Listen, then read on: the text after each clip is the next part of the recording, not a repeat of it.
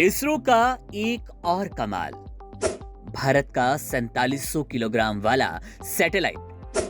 इसे पीठ पर लाद कर क्यों उड़ा एलन मस्क का रॉकेट? वीडियो में जाने क्या है पूरा मकसद।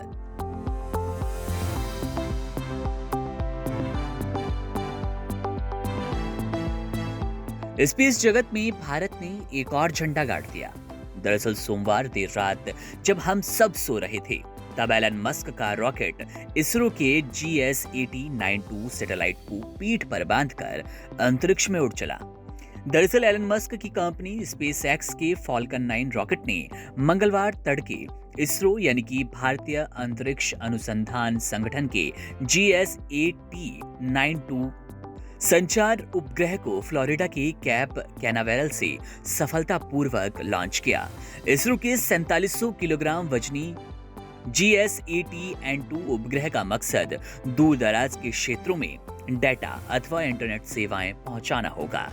जानकारी के लिए बता दें कि GS-8092 उपग्रह को दूर दराज के इलाकों तक डेटा पहुंचाने के लिए उपयुक्त माना जा रहा है।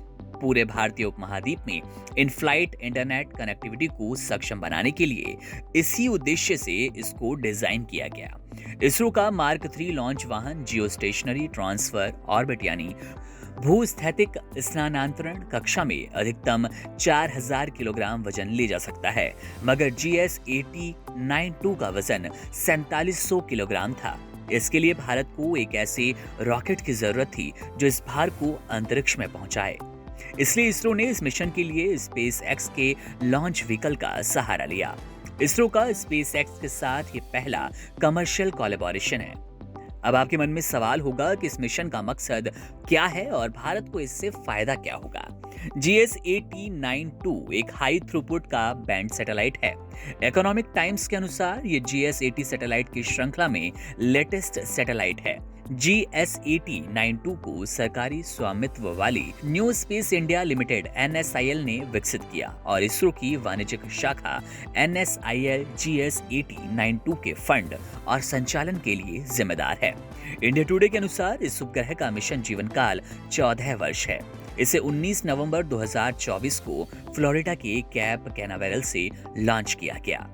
बात फायदे की कर लें तो अब तक भारत में उतरने वाले अंतर्राष्ट्रीय उड़ानों को अपने इंटरनेट सेवाओं को बंद करना पड़ता था, क्योंकि भारत पहले इन फ्लाइट कनेक्टिविटी की अनुमति नहीं देता था। लेकिन हाल ही में नियमों में बदलाव के बाद अब भारतीय हवाई क्षेत्र में इन फ्लाइट इंटरनेट एक्सेस की अनुमति मिल गई। नए नियमों के तहत 3000 मीटर से अधिक की ऊंचाई पर उड़ान भरने वाले विमानों में वाईफाई सेवाओं की अनुमति है। हालांकि यात्री इन सेवाओं का उपयोग तभी कर सकते हैं जब उड़ान के दौरान इलेक्ट्रॉनिक उपकरण के उपयोगों की अनुमति दी गई हो।